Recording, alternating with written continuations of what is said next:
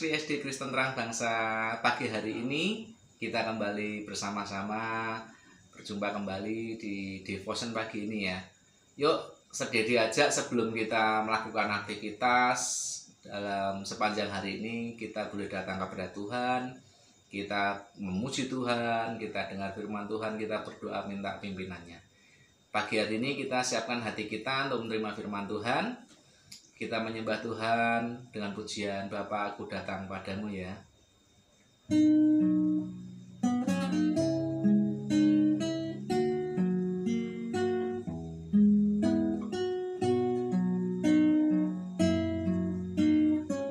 Bapa, aku datang padamu.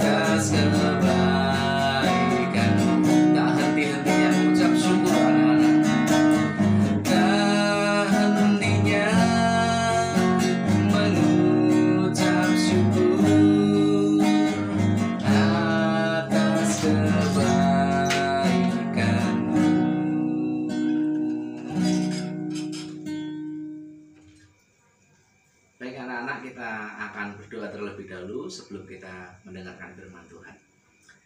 Terima kasih Tuhan untuk penyertaan-Mu atas hidup kami. Biarlah kami mau belajar senantiasa mengucap syukur seperti pujian yang sudah kami naikkan ini Tuhan. Pagi hari ini kami merenungkan firman-Mu kembali. Kami buka hati pikiran kami. Kami minta tolong Allah Roh Kudus, tolong setiap kami. Buat kami ini mengerti firman Tuhan, sehingga kami boleh melakukannya dan memuliakan nama Tuhan. Terima kasih Tuhan, kami sambut berkat-Mu dengan penuh sukacita. Dalam nama Tuhan Yesus kami berdoa dan mengucap syukur. Amin. Pagi hari ini kita masih belajar bersama-sama kebenaran firman Tuhan dengan tema Tuhan memilih aku ya. Kita akan buka bersama-sama di dalam Kitab 1 Korintus pasal yang pertama ayat yang ke-25 sampai 29. 1 Korintus 1 ayat 25 sampai 29. Dedi akan bacakan buat kalian semua ya. Sebab yang bodoh dari Allah lebih besar hikmatnya daripada manusia, dan yang lemah dari Allah lebih kuat daripada manusia. Ingat saja saudara-saudara, bagaimana keadaan kamu ketika kamu dipanggil. Menurut ukuran manusia, tidak banyak orang yang bijak, tidak banyak orang yang berpengaruh. tidak banyak orang yang terpandang. Tetapi apa yang bodoh bagi dunia dipilih Allah untuk memalukan orang-orang yang berhikmat. Dan apa yang lemah bagi dunia dipilih Allah untuk memalukan apa yang kuat. Dan apa yang tidak terpandang dan yang hina bagi dunia dipilih Allah, bahkan apa yang tidak berarti dipilih Allah untuk meniadakan apa yang berarti, supaya jangan ada seorang manusia pun yang memegahkan diri di hadapan Allah. Ya, anak-anak, bagaimana Tuhan itu memilih setiap orang-orang pilihannya bukan karena apa yang dipandang dunia ini hebat, kuat, pandai, kaya, berpengaruh, pokoknya punya segalanya. Enggak. Tuhan tidak melihat apa yang dunia lihat. Tetapi firman Tuhan katakan, tidak. Tuhan tidak melihat apa yang dilihat manusia, tetapi Tuhan itu melihat hati setiap kita. Bahkan firman Tuhan tadi dikatakan, apa yang lemah, apa yang bodoh bagi dunia, apa yang tidak berarti menurut dunia, bahkan apa yang tidak punya pengaruh, semuanya itu yang tidak dipilih dunia, justru Tuhan pilih. Supaya apa? Supaya ayat 29, supaya jangan ada seorang manusia pun yang memegahkan diri di hadapan Allah. Ya, banyak sekali tokoh-tokoh di Alkitab itu yang Tuhan pilih bukan karena mereka hebat. Ya, jadi akan sebutkan beberapa ya. Yang pertama ada Musa. Musa itu dipilih Tuhan untuk dipakai menjadi alatnya membawa bangsa Israel keluar dari tanah Mesir. Bukan saat Musa itu menjadi orang hebat, menjadi seorang jenderal, menjadi seorang anak raja, tetapi justru ketika Musa itu hanya menjadi seorang penggembala yang hidupnya mengembara di negeri orang asing. Ya, bagaimana dengan Daud? Daud juga sama. Daud itu dipilih Tuhan untuk menjadi raja Israel, bukan saat dia menjadi orang hebat. Bukan saat dia ini orang yang pintar berperang, enggak. Justru ketika semua kakak-kakaknya, 7 orang itu disuruh maju menghadap Nabi Samuel, Tuhan katakan, bukan semua mereka yang aku pilih. Padahal kakak Daud itu tentara, pahlawan yang hebat semua, ya. Tetapi Daud yang masih kemerah-merahan, yang hanya seorang penggembala domba, bahkan dombanya pun tidak banyak, hanya sedikit 2-3 ekor. Justru Daud yang dipakai, Daud yang dipilih Tuhan. Ya. Bahkan ketika tentara Israel berperang melawan tentara Filistin, ya, ada raksasa yang tingginya hampir 3 meter namanya Goliat. Tidak ada satu orang pun dari bangsa Israel, termasuk rajanya, Raja Saul yang orangnya gede, itu berani menghadapi Goliat. Tetapi hari itu tiba-tiba muncul seorang anak kecil, ya, pemuda atau remaja yang masih tanggung, yang hanya kerjaannya mengembalakan domba. Tiba-tiba dia datang ke medan laga, medan perang, terus akhirnya menghadapi Goliat.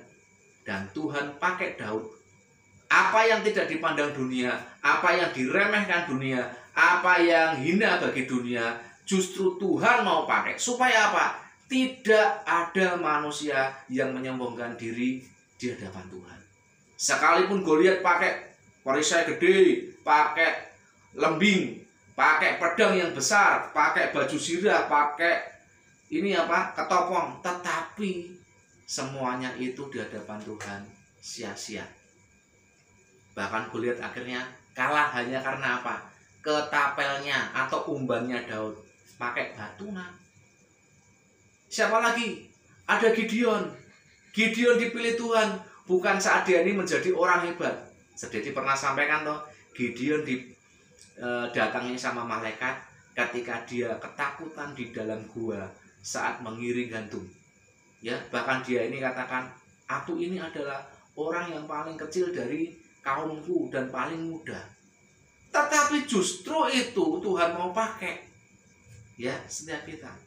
Kita mau belajar. Pelajarannya apa pagi ini?